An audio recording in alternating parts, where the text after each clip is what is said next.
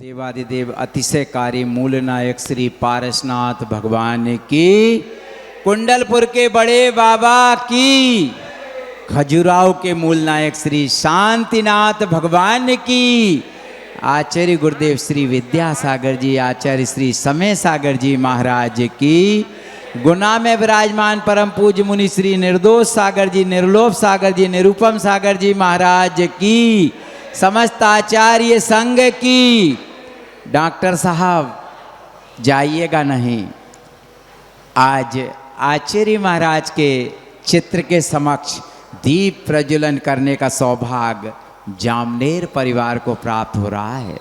आज जामनेर परिवार ने राजीव मार्ट परिवार, प्रकाश चंद जी, श्रीमती पुष्पा देवी एवं उनकी बहुरानी ने पूज्य निर्दोष सागर जी महाराज के पाद प्रक्षालन करके 11,000 रुपए की राशि देने की घोषणा की है। पूरे परिवार को मैं आमंत्रित करता हूं, कृपया पधारें। आदरणीय रमेश भाई साहब आएँ, डॉक्टर सुगन चंद जी आएँ, श्रीमती पुष्पा देवी जी भी आएँ और बहुरानी भी यहाँ बैठी हों, तो कृपया वह भी आकर के आचार्य महाराज के चित्र के समक्ष दीप प्रज्वलन करने का सौभाग्य प्राप्त करें।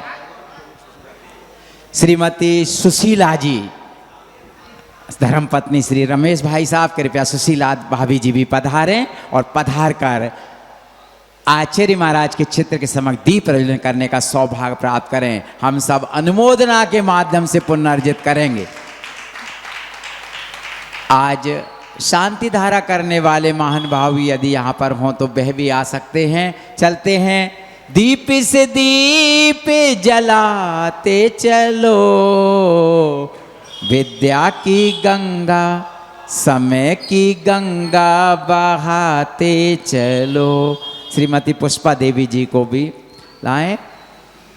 राहों में जाए जो दीन दुखी, सबको गले से लगाते चलो, विद्या की गंगा बहाते चलो, समय की गंगा बहाते चलो।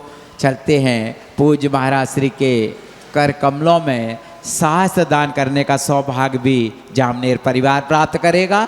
और भी किसी की भावना बन रही हो कि गुरु महाराज के हाथों में ऐसा अलौकिक शास्त्र, जिन प्रथमम कर्णम चरणम द्रव्यम, चारों अनुयोगों के चारों शास्त्र प्रदान करने का सौभाग्य जिन्हें प्राप्त करना हो, कृपया पधारेंगे।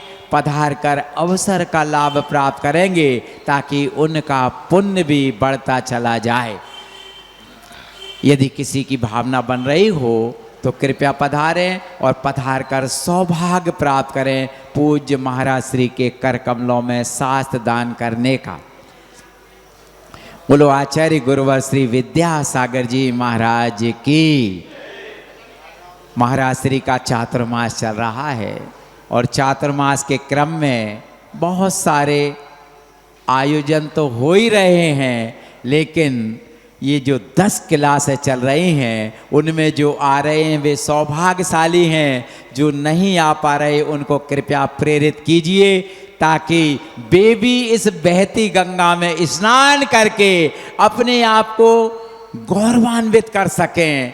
क्योंकि दीपावली के उपरांत, दीपावली पर चतुर्मास का निष्ठापन हो जाएगा और कल प्रबंध कारिणी समिति ने यह निर्णय किया है और महाराज श्री से भी स्वीकृति प्रदान की है कि 8 तारीख से 15 तारीख तक जो अष्टानिका महापर्व आने वाले हैं, उस अष्टानिका महापर्व पर पूज्य महाराज श्री के सानिध्य में सिद्धों की आराधना करने का सौभाग्य हम प्राप्त करेंगे। जोरदार तालियां बजाइए। सिद्धों की आराधना यानी पूरे विश्व की आराधना होती है। इसी क्रम में 15 तारीख के उपरांत नवंबर का महीना होगा, अक्टूबर ये चल रहा है, और 15 तारीख के उपरांत 16 तारीख को विश्व शांति यानी हवन शांति हो जाएगी। हवन शांति के उपरांत 17 और 18 तारीख को 17 और 18 नवंबर को गुना का वार्षिक रथोत्सव समारोह होगा। पूज्य महाराज श्री से मैं चाहता हूं अध्यक्ष जी, प्रबंध कारिणी समिति के साथ अजय भैया, हमारे सुरेश भाई साहब, एक श्रीफल के माध्यम से रथोत्सव समारोह गुना में हो, उसके लिए श्रीफल चढ़ा करके आशीर्वाद प्राप्त करें, ताकि हमारा पुण्य 1 महीने पहले से ही बढ़ना प्रारंभ हो जाए। हे स्वामी जी नमोस्तु नमोस्तु नमोस्तु। और दिन पड़ेगा रविवार और सोमवार। रविवार को बच्चों की छुट्टी भी रहेंगी। प्रथम रथोत्सव समारोह हम रविवार को मनाएंगे और द्वितीय दिवस पर सोमवार को हम दूसरे दिन का रथोत्सव समारोह मनाएंगे। प्रतिवर्ष अनुसार इस वर्ष भी रथोत्सव समारोह नसिया जी में जाएगा। वहीं पर पूज्य महाराज श्री के प्रवचनों का लाभ पूरे जिले भर के लोग प्राप्त करेंगे। चलते हैं, पूज्य महाराज श्री हमारे समक्ष विराजमान हैं, उनके युगल चरणों में सत सत नमोस्तु अर्पित करते हुए प्रार्थना करते हैं अपनी अमृतमयी वाणी से सिंचित करने की कृपा करें। नमोस्तु नमोस्तु नमोस्तु। एक और सूचना आपको दे दें, जो विधान होने जा रहा है उसमें हमारी भावना है कि उसमें कम लोग ना हों। हमारी भावना है कि क्वांटिटी ज़्यादा हो और क्वालिटी भी रहे। इस भावना को लेकर राशि अधिक नहीं रखी है, मात्र मात्र मात्र गुना में 21 काम हो, इस भावना को लेकर जोड़े से खड़े होने की राशि 2100 रुपये ही रखी है। और एकल इंद्र अथवा एकल इंद्रानी बनने का सौभाग्य मात्र 1100 रुपये में प्राप्त होगा। आज ही से आप अपनी भावनाओं को संजोकर रसीद कटवाना प्रारंभ कर दें, ताकि आज ही से आपका पुण्य बढ़ना प्रारंभ हो जाएगा। धोती दुपट्टे मुकुट हार माला जो देते हैं वो बरकरार प्रक्रिया रहेगी। आप तो बस माहौल बनाए रखिए, जीत सुनिश्चित है। नमोस्तु नमोस्तु नमोस्तु। बोले त्रिकाल तीनों देवताओं की, मूल्यांक श्री चिंतामणि पार्श्वनाथ भगवान की, आचार्य भगवंत गुरुवर श्री विद्यासागर जी महाराज की, परम पूज्य आचार्य श्री समय सागर जी महाराज की, परम पूज्य मुनिवर श्री निर्दोष सागर जी महाराज की।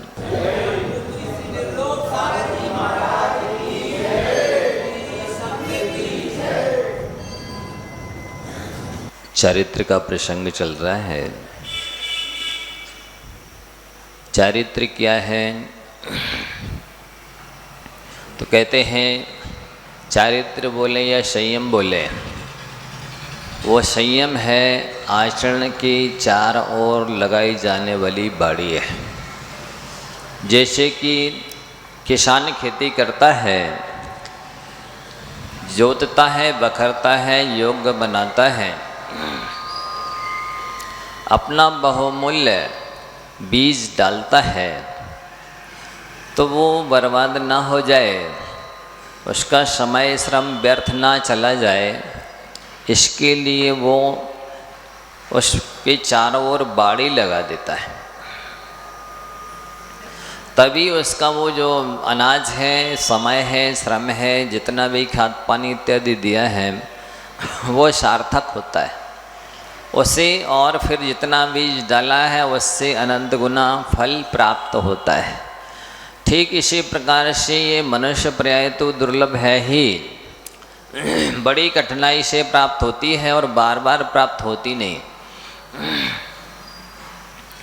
तो इस उच्च कुल में मनुष्य पर्याय में आने के बाद ये आपको जो एक सुंदर बीज की स्थानापन्न मनुष्य पर्याय मिली है, ये आपकी जो समय है, आपका जो श्रम है, आपका जो मनुष्य पर्याय रूपी बीज है, व्यर्थ ना चला जाए, नष्ट ना हो जाए,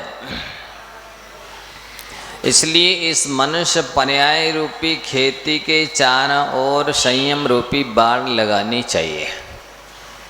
बाउंड्री जिसको बोलते हैं, वो बाड़ी नहीं लगाएंगे आप तो आप कोई भी पशु जानवर मनुष्य आता ही घुस जाएगा, आपकी उस फसल को, मनुष्य पर्याय रूपी फसल को नष्ट कर देगा, बर्बाद कर देगा। वस्तुतः इस जीव ने अनादि काल से लेकर के आज तक किसकी निर्जरा की है? शरीरों की निर्जरा की है। अनंत अनंत शरीर धारण कर चुका है और छोड़ चुका है। शरीर की निर्जरा की और जितनी आयु मिली उस आयु कर्म की निर्जरा की, और बांधे हुए कर्मों की भी निर्जरा की, लेकिन वो सभी पाक निर्जरा की। जिस कर्म की जितनी लाइफ थी उसकी स्थिति पूरी होने पर उसमें जो फल देने की क्षमता थी उस फल को भोग करके फिर वो कर्म आत्मा से अलग हो गया। इससे अपन को कोई लाभ नहीं हुआ, आत्मा को कोई बेनिफिट नहीं हुआ। अब अपन को इस जीवन में क्या करना है? शरीर की निर्जरा नहीं करना है, समय की निर्जरा नहीं करना है, कर्मों की निर्जरा करना है। वो भी कर्मों की निर्जरा तो सभी प्राणियों की हो रही है, लेकिन वे का समय पे आके और फल देकर जा रहे हैं वे कर्म। उदय भोग सभी पाक समय पक जाए आम डाली, दूजी है अभी पाक पकावे पाल वैसे माली। आम की डाली पर जो वृक्ष पर जो आम का फल पकेगा तो अपने आप तो वो समय पा करके ही पकेगा, जब उसका पूरा समय ले लेगा तब पकेगा। लेकिन आपको यदि इसके पहले पकाना है तो वहाँ से ला करके पाल में रखना होगा। पाल के स्थानापन्न है। आपने जो जन्म जन्मांतरों में कर्म बांधे हैं अज्ञान से प्रमाद से, यदि उन कर्मों के फल को नहीं भोगना और बेकर्म मान लो नरकादि गतियों में उदय में आएंगे तो फल तो भोगना ही पड़ेगा। पशु आदि की गति में कर्म उदय में आएंगे तो फल तो भोगना ही पड़ेगा। और वहाँ पर ना तो आपके पास सम्यक ज्ञान सद्बुद्धि रहेगी, ना कोई संयम रहेगा, ना कोई धर्म रहेगा। वहाँ तो कर्म के फल को भी भोगते जाएंगे और संक्लेश भी करते जाएंगे, सो फिर नए कर्म बांध लेंगे। इससे कोई लाभ होने वाला है नहीं। अब बेकर्म इस मनुष्य आयु पूरी हो उसके पहले ही यदि आपको उदय में लाना है या बिना फल दिए खिलाना है, दूसरी योनि में दूसरी पर्याय में बेकर्मोदय में ना आए, अभी आपके पास बुद्धि है, धर्म है, सामर्थ्य है, तो आप उन कर्मों को तपस्या के माध्यम से ही बिना फल दिए खिला सकते हैं, या नॉमिनल नाम मात्र फल देकर के वे कर्म आत्मा से अलग हो जाएंगे। ये बहुत बड़ा लाभ आप इस जीवन में उठा सकते हैं, उठाना चाहिए। वस्तुतः मनुष्य पर्याय इसी के लिए मिली है। तो हमें अपने स्वभाव में आना है। कहते वस्तु स्वभावो धम्मो, वस्तु का जो स्वभाव है वही उसका धर्म है। जैसे जल का स्वभाव शीतल है, ये उसका स्वभाव है, वो उसका धर्म है। अग्नि का स्वभाव गर्म है, वो उसका स्वभाव है, वो उसका धर्म है। वायु का स्वभाव तिरछा बहना है, वो उसका स्वभाव है, उसका धर्म है। इसी प्रकार से आत्मा का स्वभाव है जानना, देखना, ज्ञायक स्वभाव में रहना। बाकी इसके साथ में जो राग, द्वेष, घृणा, ईर्ष्या, मद, मत्सर इत्यादि विभाव विकार अपन करते हैं, ये विभाव इसलिए है कि इससे कर्मों का बंध होता है, इससे आत्मा दुखी होती है, इससे संसार बढ़ता है। इसलिए अपन को स्वभाव में आना है। तो जैसे पाषाणेषु यथा हेम, दुग्ध मध्य यथा घृतम, तिल मध्य यथा तेलम, देह मध्य तथा शिवा। पाषाण में सोना है, लेकिन हर पाषाण में सोना नहीं होता है और हर व्यक्ति को सोना निकालने की कला नहीं आती है।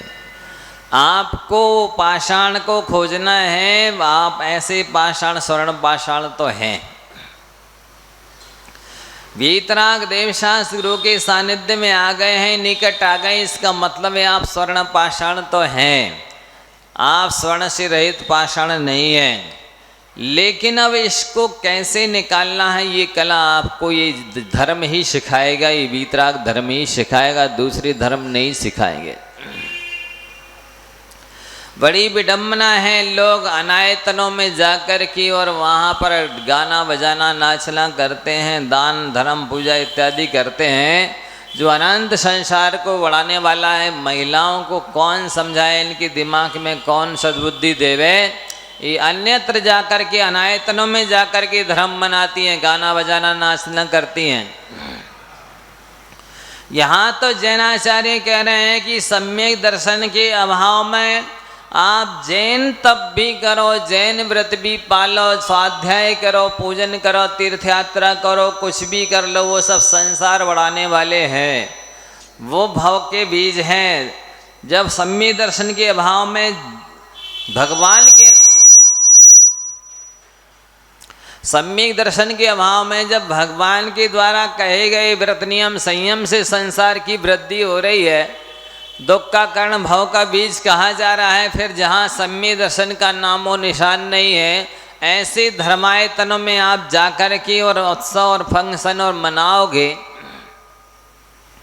कितना दीर्घ संसार हो जाएगा, कितने कर्मों का आप बंद कर लेंगे, कितना मिथ्यात्व का पोषण कर लेंगे, कितनी तीव्र कषा है, कितना महाज्ञान है। जहाँ भीतराग प्रभु देवशास गुरु बैठे हैं, वहाँ आकर के धर्म आराधना नहीं करेंगे, अनायतनों में जाकर के जिनमें देवत्व नहीं है, जहाँ धर्म की गंध भी नहीं है, जहाँ सम्यक ज्ञान का अभाव है, जहाँ पर गुरुत्व नहीं है, भगवत्ता नहीं है, वहाँ जा रहे इनकी कैसी दुर्बुद्धि हो गई है, हैं? इनके लिए वो अभी त्यौहार चल रहे हैं, जो मूल त्यौहार 10 लक्षण रत्नात्रय षोडश कारण है, उसको समझने की कोशिश नहीं कर रहे। तो पाषाणेषु यथा हेम, जैसे पाषाण में सोना है लेकिन निकालने की कला सबको नहीं आती है, वो निकालने वाले विरले होते हैं। इसी तरह से पाषाण में मूर्ति बनने की क्षमता है, लेकिन मूर्ति बनाने की कला सबको नहीं आती है, विरले लोग होते हैं। वैसे पाषाण में मूर्ति पहले से है, कहाँ है, दिखा रही है, दिखेगी नहीं, क्योंकि मैं जो इसमें एक्स्ट्रा पत्थर लगा है, जो लदाव है, उसको आप हटा दीजिए, भगवान प्रकट हो जाएंगे। सेल्फी अन्यत्र से कहीं से भगवान लाता नहीं है, उसमें है भगवान, केवल वो जो एक्स्ट्रा जहाँ जहाँ पत्थर लगा है उसको हटा देता है, तो भगवान प्रकट हो जाते हैं। इसी प्रकार से जिसको कला आती है वही सोना निकाल पाता है। दुग्ध मध्य यथाकृतम, दूध में घी है। बोलो ऐसा कौन सा प्राणी है जिससे नहीं मालूम कि दूध में घी नहीं है? है ऐसा कोई? आप लोग को मालूम है कि नहीं? सबको मालूम है।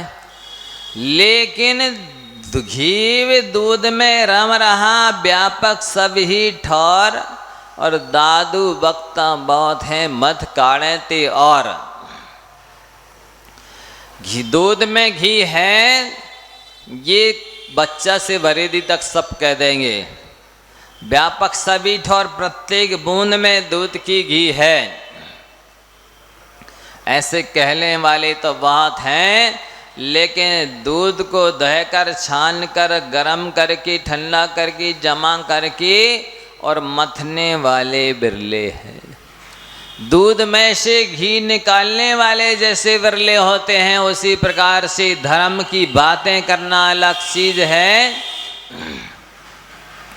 लेकिन धर्म को धारण करना, उस धर्म के माध्यम से आत्मा का कल्याण कर लेने वाले बहुत कम जीव हैं। इसलिए बंधुओं, दुग्ध मध्य यथा घृतम, तिल मध्य यथा तैलम, जैसे तिल की मध्य में तेल तो है, लेकिन ऐसे हाथ से मसलने से नहीं निकलाया जाएगा और आपके पूरे शरीर में लगाने काम आ जाए, ऐसा नहीं हो सकता। तिल में से तेल निकालने की प्रोसेस अलग होती है, दूध में से घी निकालने की प्रोसेस अलग होती है, पाषाण में से सोना निकालने की प्रोसेस अलग होती है। उसी प्रकार से शरीर में आत्मा है, ये कहना बहुत सरल है। मैं भगवान आत्मा हूँ, ये कहना बहुत सरल है। शरीर अलग है और आत्मा अलग है, ये कहना बहुत सरल है, लेकिन शरीर से आत्मा को कैसे अलग किया जाता है, ये कला सबके पास नहीं होती है। इस शरीरों से पीछा छुड़ाना बच्चों का खेल नहीं है। ये शरीर कपड़ा नहीं है कि कपड़ों की भांति उतार के फेंक दो। इस शरीर से छुटकारा पाना और शरीरातीत अमूर्तिक भगवान आत्मा का वेदन संवेदन करना और शाश्वत सुख को सिद्धत्व को प्राप्त कर लेना, ये बहुत महत्वपूर्ण कार्य है। और जब भी सिद्धत्व की प्राप्ति होगी वो इस चरित्र के माध्यम से ही होगी, संयम के माध्यम से ही होगी। बंधुओं, केवल बाह्य में हिंसा नहीं करना संयम नहीं है, आप इसको अच्छे से समझ लीजिए। अन्यथा मैंने एक दिन कहा था कि जंगल में वृक्ष खड़ा है, कोई किसी जीव को मार रहा है? वो नहीं मार रहा है। झूठ बोल रहा है? नहीं बोल रहा है। किसी की चोरी कर रहा है? नहीं कर रहा। कुशील सेवन कर रहा है? नहीं कर रहा। उसके पास कोई परिग्रह है? नहीं है। तो उसको महाव्रती मान लीजिए, चरित्रवान मान लीजिए, संयमी मान लीजिए। क्यों? उसके पास कोई पाप नहीं दिख रहा आपको करते हुए। जब आप उसे महाव्रती मानने तैयार नहीं है तो हम आपको कैसे महाव्रती मान लें? आप कहें हम तो नहीं करते महाराज जी हिंसा। करते नहीं है तो त्याग भी तो नहीं है, और त्याग नहीं है तो मैंने उस दिन भी कहा था और फिर से कह रहा हूं, आप सोती हुई बिल्ली के समान है, सोते हुए शेर के समान है, सोते हुए व्याघ्र और सांप की तरह है। जिस समय शेर सो रहा है उस समय वो भी कोई हिंसा नहीं कर रहा है, वो भी कोई झूठ नहीं बोल रहा है, वो भी कोई चोरी नहीं कर रहा है, वो भी कोई व्यभिचार नहीं कर रहा है, उसके पास भी कोई परिग्रह नहीं है। शेर को मान लीजिए महाव्रती, मान लीजिए संयमी, मान लीजिए चरित्रवान। क्यों नहीं मान रहे हैं? क्योंकि उसके त्याग नहीं है। जैसे भी शिकार सामने आएगा, आहट मिलेगी, तुरंत चौकन्ना हो जाएगा। तो जैसे उसको आप मानने के लिए तैयार नहीं है संयमी, क्योंकि संकल्प पूर्वक त्याग नहीं है, उसी तरह आपको भी कोई भी नहीं कहेगा आप संयमी हैं। भले जीवन भर में एक चींटी को भी नहीं मारे आप, लेकिन 24 घंटे 12 महीने पूरे जीवन भर जब से संयम नहीं है, जब तक संयम नहीं है तब तक आप पूरे अनंत अनंत जीवों की हिंसा कर रहे हैं। सटकाए के जीवों की हिंसा का पाप आपको लग रहा है, आश्रय बंद हो रहा है, तत्संबंधी असंयम आपके पास है, क्योंकि आपका त्याग नहीं है। आप लोग कहते हैं महाराज जी हम आप कोई काम करने के लिए कह रहे हैं तो हम करेंगे, तो पर नियम नहीं लेंगे। तो आप बताइए, आप में और एक इंद्री में क्या अंतर है? आप में और उस सोते हुए सिर में क्या अंतर है? और आप ये बताइए कि स्वर्गों में 16वें स्वर्ग के ऊपर के सारे देव देवांगनाओं से रहित हैं। कोई आरंभ परिग्रह विषय कषाय नहीं दिखता, नहीं है उनके पास में, कोई हिंसा नहीं करते, कोई झूठ नहीं बोलते, कोई चोरी नहीं करते, कोई कुशील नहीं है, और कोई उनके पास नीचे के स्वर्गों की अपेक्षा अनंत गुना कम परिग्रह है। चलो महाव्रती नहीं मानते, उनको तो अणुव्रती मान लो। देवों के लिए हाँ तैयार आप लोग मानने के लिए? हैं? देवों के लिए अणुव्रती मानने में तैयार हो? सर्वार सिद्धि में और कम परिग्रह और शुक्ल लेशा है, बिल्कुल भद्र प्रणामी मुनि महाराज से भी शायद निर्मल प्रणाम होंगे। 33,000 वर्ष तक खाने की इच्छा नहीं है, 33 पक्ष तक 16.5 महीने तक श्वास लेने की जरूरत नहीं है।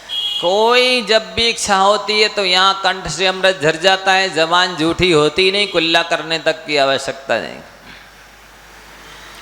कोई आरंभ परिग्रह विषय कषाय नहीं है उनके पास में, उनको मान लो महाव्रती मान लो, या नहीं मानते तो अणुव्रती मान लो। क्यों नहीं मानने तैयार हैं? इसीलिए कि उनका संकल्प पूर्वक 5 पापों का त्याग नहीं है। इसलिए मनुष्य पर्याय में ये सबसे बड़ी श्रेष्ठ उपलब्धि है कि आप संकल्प ले सकते हैं। प्रकृति के सारे नियम फिक्स हैं कि 4 महीने की ठंडी होगी तो होती है, 4 महीने की गर्मी होती तो होती है, और 4 महीने की बरसात होती है तो होती है। सूरज पूरब से उगता है तो उगता है, सूरज पश्चिम में डूबता है तो डूबता है। सारे नियम प्रकृति के फिक्स हैं, लेकिन स्वतंत्र हैं तो आप हैं हर काम के लिए। आप जब चाहें खा सकते हैं, जितने बार चाहें खा सकते हैं, जितने बार त्याग करना चाहें कर सकते हैं। आप हर चीज के लिए स्वतंत्र हैं। इसलिए आपको ये सौभाग्य मिल रहा है, स्वर्णिम अवसर है कि आप संकल्प लेकर के अनंत जो अनंत नहीं अनंत जीवों के हिंसा का जो पाप लग रहा है प्रति क्षण, उससे आप बच सकते हैं। ले लीजिए, संकल्प लेने में क्या दिक्कत है कि हम संकल्प पूर्वक किसी जीव को नहीं मारेंगे। चलो, 4 प्रकार की हिंसा होती है। आरंभी हिंसा, आरंभ में मकान बनाना, दुकान बनाना है, और भी अनेक प्रकार की आरंभ हिंसा होती है।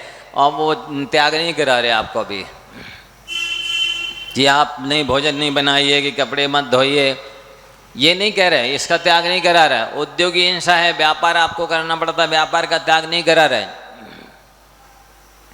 आरंभ जितना आवश्यक है आपकी बात अलग है, उद्योग में व्यापार जितना करना पड़ रहा है, कम से कम में काम चल सकता है उतना आवश्यक है, ठीक है।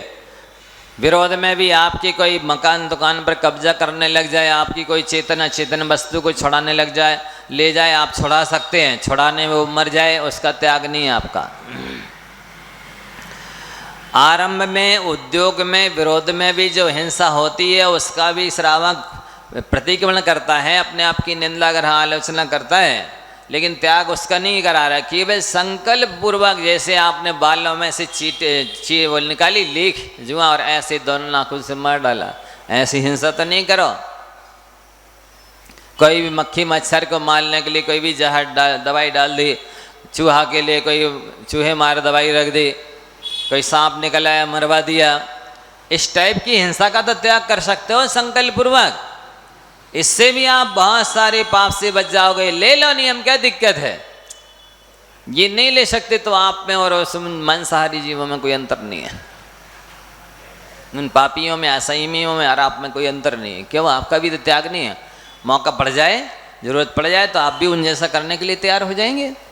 जैसे वो कर रहे वैसे आप तैयार हो जाएंगे। वो तो मौका नहीं मिल रहा है,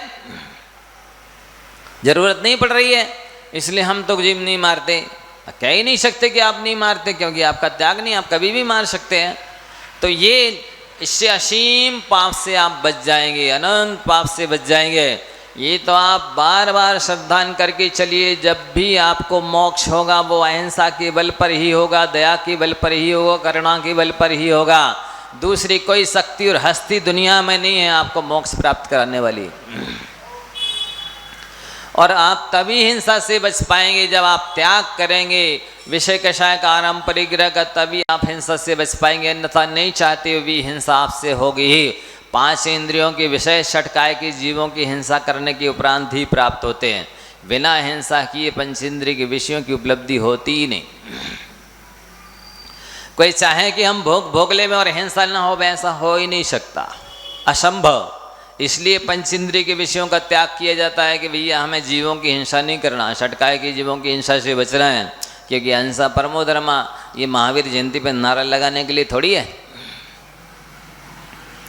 लोग तो केवल कुछ सूत्रों को उसी समय बोलेंगे, अहिंसा परमो धर्म की जय, जब कोई जुलूस, कोई यात्रा कोई निकलेगा, अथवा जैसे जिनवाणी की स्तुति होगी उस समय बोलेंगे, देव भजवरी हंत को गुरु सेव निर्ग्रंथ दया धर्म पालव सदा।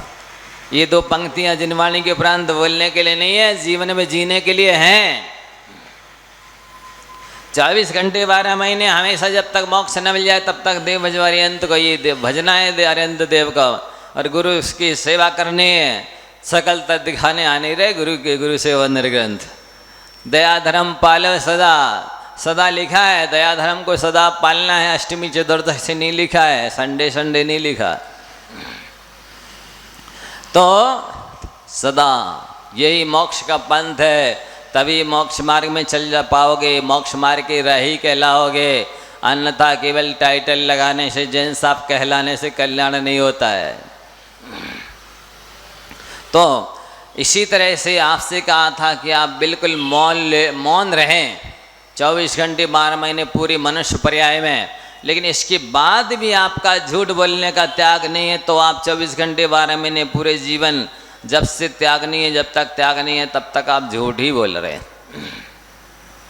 भले मौन रही है, क्योंकि आपका झूठ बोलने का त्याग नहीं है। इसलिए कम से कम ऐसा झूठ बोलना तो छोड़ दीजिए जिसमें किसी का अपयश हो जाए, निंदा हो जाए, किसी को कष्ट हो जाए, किसी की हानि हो जाए, कोई मर जाए, किसी की लड़ाई झगड़ा हो जाए। ऐसा झूठ नहीं बोलेंगे, क्या दिक्कत है? नहीं बोलेंगे तो गृहस्थी नहीं चलेगी, शादी विवाह नहीं होंगे, क्या नहीं होगा इस तरह की झूठ में, बता दी। एक दिन बताया था महाराज जी ने कि लोगों की हैबिट ही पड़ गई है कि जैसे मान लो घर में भी है तो आदत पड़ गई झूठ बोलने की कि वो कहेंगे घी खत्म हो गया, गर्दनी ने सुन लिया, कल फिर सब्जी बन गई, फिर माल टाल बन गया, घी खत्म हो गया, फिर सुन लिया गर्दनी ने, तीसरे दिन फिर कहा घी खत्म हो गया, गर्दनी भी सुन रहा है, उसको भी पता है ये 5-7 दिन पहले से कहना शुरू कर देंगे, इनको भी पता है जब तक 5-7 दिन पहले से कहने ही कहेंगे तब तक ये लाएंगे नहीं। ये कोई तरीका है? आप तो बता दीजिए इतना घी है और ये आज खत्म हो गया है, नहीं लाएंगे तो कल आपको रूखी रोटी खानी पड़ेगी, और नहीं लाए तो खिला दीजिए, देखिए भोजन बाद में करेंगे, पहले ला के रखेंगे। आपने आदत ही बना ली कि रोज़ कहने की घी खत्म हो गया है, ये मसाला खत्म हो गया, फलानी चीज़ खत्म हो गई है, बोलते भी जा रहे और खिलाते भी जा रहे। ये तो सफ़ेद झूठ है, सरासर झूठ है। किसने कहा इस तरह की झूठ बोली है आपसे? हाँ, तो ये निष्प्रयोजन पाप कर्म का बंधन नहीं हो रहा, मायासारी नहीं है ये, नहीं बोलना पड़ता बिल्लाते नहीं, अरे नहीं लाए तो बिना खिला दीजिए रूखा सूखा, नहीं लाए तो हाथ बात के बैठे रहिए, आप लाई नहीं थे, हमने तो कल ही कहा था।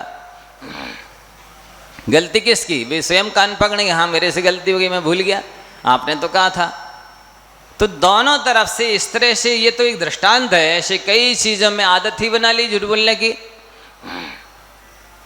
मोबाइल ने सत्यानाश किया है कि उसके माध्यम से सारे पाप, सारी कषाएं, सारे व्यसन, 5 इंद्रियों के पुष्ट हो रहे हैं, बहुत ज़्यादा सारे विषय। आप देखिए कितनी हिंसा बढ़ गई मोबाइल के माध्यम से, भाव हिंसा, द्रव्य हिंसा, कितना झूठ बढ़ गया है। व्यक्ति झूठ ही बोलता, कहीं होता है कहीं बताता है हेलो हम यहाँ पर हैं, जहाँ नहीं होता वहाँ बोलता है।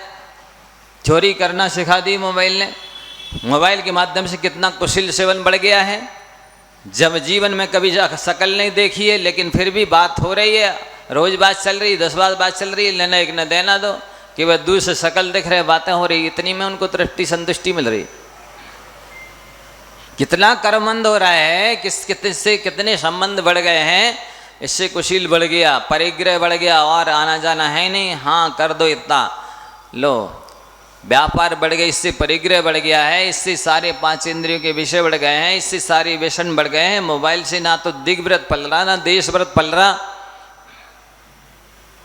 और साथ ही इससे कितनी आंखें खराब हो रही हैं, कितने कान खराब हो रहे हैं, कितना समय खराब हो रहा है, ना सो रहे ना सोने दे रहे।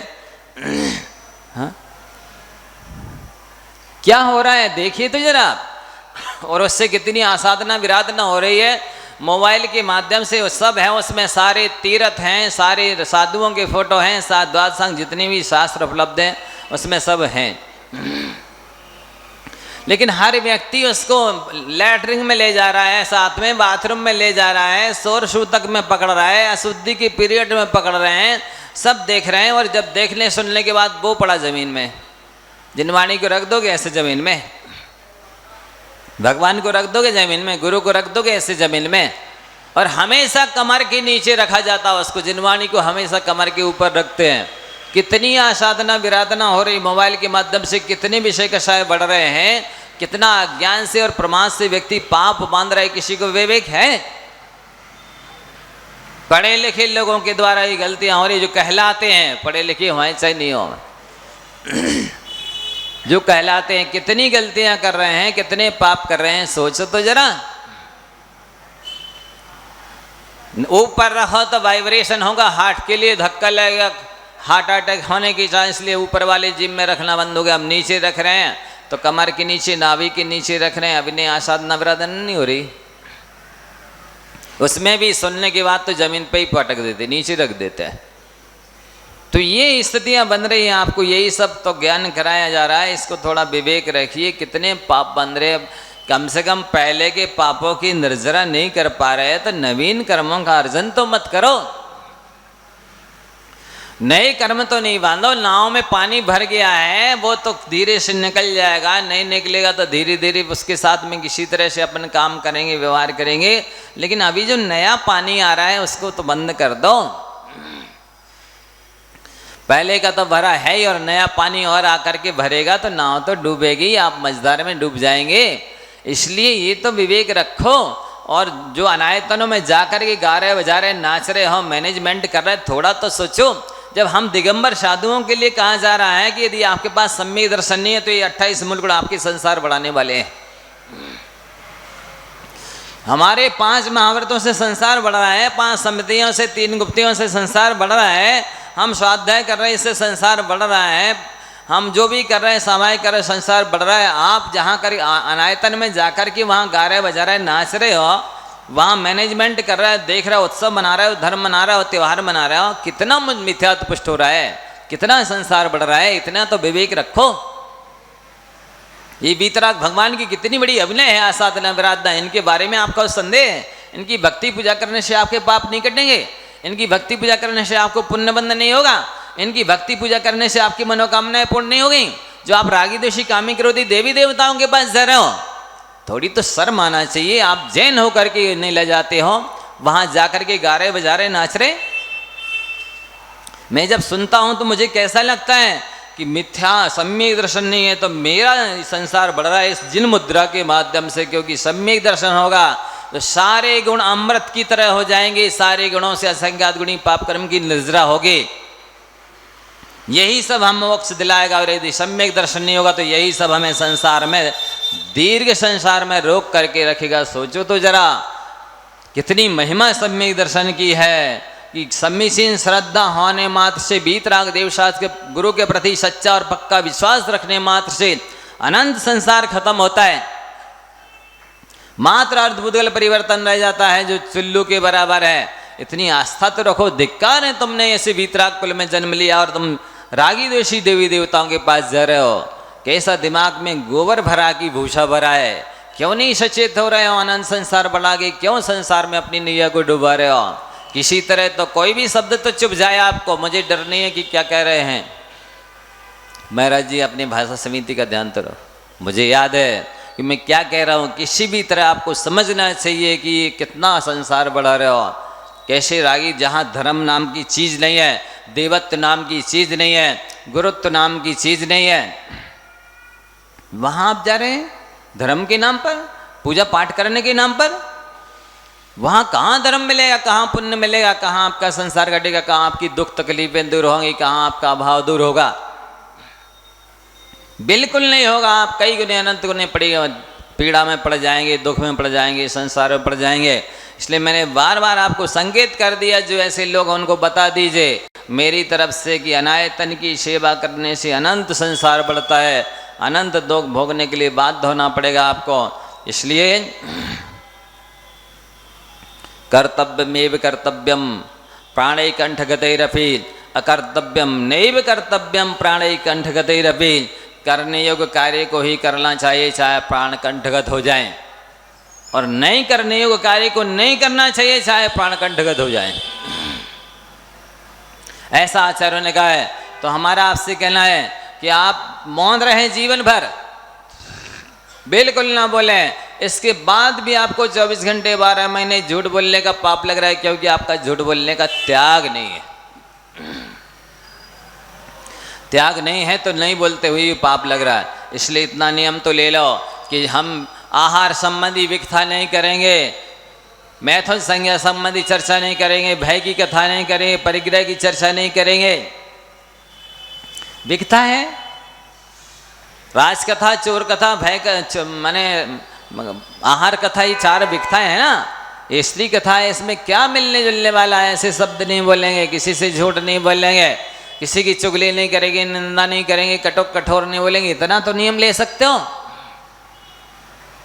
दिन भर कुछ ना कुछ कतरनी की तरह बोलते रहते हो। इससे प्रतिपल 37,500 प्रकार का आश्रय बंद केवल शब्दों से होता, वचन वर्गणाओं से होता है। कितने प्रकार का? 37,500 प्रकार का आश्रय हो रहा है, बंद हो रहा है। इतने से तो आप बच सकते हैं। मौन रहेंगे, संकल्प लेकर के मौन रहेंगे तो कितना पुण्य का बंद होगा, पाप का नाश होगा, और स्वयं की प्रशंसा से बच जाएंगे, पर की निंदा से बच जाएंगे, झूठ बोलने से बच जाएंगे, लड़ाई झगड़े से बच जाएंगे, मनमुटाव से बच जाएंगे। बहुत लाभ होगा। और 1 घंटे बोलो और चाहे 7 किलोमीटर चलो, बराबर एनर्जी नष्ट होती है। तो वह एनर्जी बच जाएगी, शक्ति बच जाएगी। बोलने से बहुत थकान आती है, इसलिए निष्प्रयोजन मत बोलिए। अब जब थकान आती है तो जब भी आप माला फेरने बैठते, स्वाध्याय करने बैठते, प्रवचन सुनने बैठते, नींद आती? क्यों आती है? क्योंकि थकान हो चुकी है। इसलिए बोलने संबंधी अपनी एनर्जी को सेव रखिए, और जिस समय देखने की आवश्यकता ना हो उस समय आंख बंद करके रखिए। इससे भी बहुत एनर्जी बर्बाद होती है। आँखों के माध्यम से ऊर्जा बहुत तेज़ी से नष्ट होती है, इसलिए इससे आप बच सकते हैं। तो ये असीम पाप से बचाने के लिए 2 उपाय अपनाइए।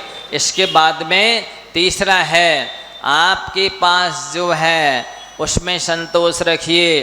कभी भी किसी के गिरी हुई, पड़ी हुई, भूली हुई चीज़ को बिना दिए मत लीजिए।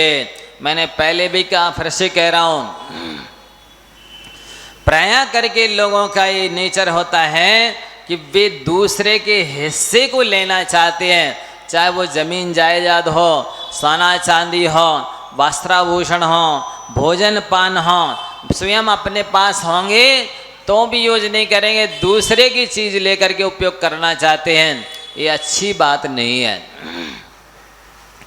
दूसरे की चीज़ लेने से एक तो सबसे पहले अंतराय कर्म का बंद होता है, दूसरी बात चोरी का पाप लग रहा है, तीसरी बात यह है कि आपने दूसरे के हिस्से की जो चीज़ उपयोग की है, जो मान लो भोजन आपने दूसरे के हिस्से का खा लिया और बहाना बना दिया कि वो खराब हो गया था या कुत्ता खा गया। आप इसका फल ये समझिए, आपने जो खाया है वो आपके शरीर में जाकर के पीप बनेगी, कुधात्वीय बनेगी, रोग उत्पन्न करेंगे। भी धातु उपधातु रूप परिणमन नहीं करेगी वो चीज़, आपके लिए स्वास्थ्यवर्धक नहीं होगी, वो आपके शरीर में जाकर के जहर का काम करेगी। ये खाने पीने संबंधी चीज़ है। और दूसरे, यदि आपने जमीन जायदाद, सोना, वस्त्राभूषण ले लिया है किसी के हिस्से का, तो वो चीज़ आपके लिए फलेगी नहीं। वो या तो 10 वर्ष तक आपके पास रहेगी और 11 वर्ष में आपके पास से चली जाएगी, और नहीं जाएगी तो आपका वो उतना, जितनी कीमत का वो चीज़ है, वस्त्राभूषण, जमीन जायदाद, उतनी कीमत का पैसा आपकी या तो दवाइयों में नष्ट हो जाएगा, या फिर घूस में चला जाएगा, पुलिस में चला जाएगा, कोर्ट केस में चला जाएगा, अथवा नहीं जाएगा तो आपका प्रिय व्यक्ति से वियोग होगा, वो मर जाएगा या बिछुड़ जाएगा। इतनी ताकत है दूसरे के हिस्से की जमीन जायदाद, वस्त्राभूषण, कोई भी चीज़ लेने में, इतना नुकसानदायक है। वो तेजाब की तरह है, जहर की तरह है, आग की तरह है, सांप की तरह है। आप दूसरे के हिस्से की कोई भी चीज़ कभी मत लीजिए। इसलिए अपने, और 11वें वर्ष में वो जाएगा, ये 100% सत्य है। लेकिन ये और होगा कि वो मैं ब्याज के जाएगा, आपका गांठ का लेकर के और जाएगा। मैंने ऐसे कई केस देखे हैं अपने जीवन में, सुने भी हैं, अनुभव भी किए, पढ़े भी हैं, कि दूसरे के हिस्से की चीज़ लेने वाले व्यक्ति को इतना नुकसान हो गया, लाखों का, करोड़ों का, या तो आग लग जाएगी या माने पानी में बह जाएगा, कहीं ना कहीं वो चला जाएगा। क्योंकि वो चीज़ तो लाभांतराय कर्म के क्षेपसम से अपने पास आती है। जब लाभांतराय कर्म का आपका क्षेपसम है ही नहीं और आपने दूसरे की चीज़ में कब्जा कर लिया है, तो वो चीज़ तो आपके पास तो नहीं रहेगी, रखने से नहीं रहती। ये नियम है कि चाहे लक्ष्मी हो और चाहे कोई भी भोगोपभोग की वस्तु हो, न्याय के ग्रंथों में आता है, स्वावर्णक क्षयोपसम लक्षण योग्यतया ही प्रतिनेतम अर्थम व्यवस्था पैती। आपके शरीर में एक एक रोम भी आपके कर्म के क्षेपसम से आया है। आपके शरीर में जितनी भी रचना हुई है, धातु उपधातु आई है, अथवा भोग उपभोग की फैसिलिटी, जो भी सुविधा की सामग्री आई है, वो सब लाभांतराय कर्म के क्षेपसम से आई है, आ गई है। लेकिन यदि आपके भोगांतराय कर्म का क्षेपसम नहीं है तो आप लाख प्रयत्न कर लेने, आप भोग तो नहीं पाएंगे। और यदि भोगांतराय मात्र कर्म का क्षेपसम है तो आप भोग तो लेंगे, लेकिन वो चीज़ अंदर शरीर में जाकर के या तो आपको उल्टी हो जाएगी, या दस्त हो जाएगा, या रिएक्शन कर जाएगी, इंडाइजेशन हो जाएगा, अथवा वो रोग उत्पन्न कर देगी शरीर के अंदर जाकर के। और साथ ही वो जो आपने भोग ली है और यदि वीर्यांतराय कर्म का क्षय नहीं है तो शरीर में शक्ति तो नहीं बनेगी। वो चीज आप चाहे जूस पी लें या चाहे अमृत पी लें, वो पानी का भी काम नहीं करेगा, जहर का काम करेगा। और यदि भोगांतराय कर्म का क्षय है, उपभोगांतराय कर्म का क्षय नहीं है, तो आप कितने ही कोशिश करें उसे छुपा छुपा करके रखें कि मैं इसका सेवन करूंगा, लेकिन बार बार तो आप नहीं भोग पाएंगे, क्योंकि किसी भी चीज का सेवन बार बार उपभोगांतराय कर्म के क्षय से होता है। इसलिए बंधुओं, हमारा आपसे कहना है, आप किसी के भी हिस्से की चीज अपने कब्जे में ना करें, चाहे वो जमीन जायदाद हो, सोना चांदी हो, वस्त्राभूषण हो, भोजन पान हो और भोग की सामग्री। मान लो सावन पड़ी है किसी की, आप देखेंगे आप उसने उसकी सावन से हाथ धो लिया, कपड़े धो लिया, नहा लिया, आपकी आत्मा के प्रदेशों का स्पंदन तेजी से होने लगेगा, जमीन आसमान का अंतर हो जाएगा कि हम इस चीज का उपयोग कर रहे हैं, कर भी लें और कोई देख भी ना पाए। तो इससे आत्मा में हलन चलन बहुत तेजी से हो जाता है। इसी का नाम है तत्व सूत्र में जो 6वें अध्याय में लिखा है, काय वांग मनः कर्म योगः सा आश्रवः। ये जो स्पंदन है आत्मा के प्रदेशों का, ये योग कहलाता है और ये तेजी से कर्म वर्गणाओं को खींचता है और आत्मा से बंद करा देता है। सा आश्रवः, वह आश्रव है और आश्रव ही बंद है। इसलिए आप अपने आप को समझें कि मेरे आत्मा की प्रदेशों का स्पंदन किस ढंग से हो रहा है। गलत काम करोगे तो नियम से स्पंदन बढ़ ही जाएगा। आप अकेले में करें, अंधेरे में करें, कैसे भी ढंग से करें, आत्मा के प्रदेशों का हलन चलन तो तेजी से होने लग जाता है। तो समय बहुत जल्दी हो गया है, आगे की बहुत सारी बातें आपसे करनी है। आप इन बातों पर बहुत गंभीरता से विचार करें, आपके भले के लिए क्या है। अन्यथा आप सुधार नहीं करेंगे तो कर्म तो किसी के साथ में पक्षपात करने वाला है नहीं, वो तो तीर्थंकरों को भी नहीं छोड़ता है। फिर हम किस खेत की मूली हैं, हम सब तो मामूली हैं।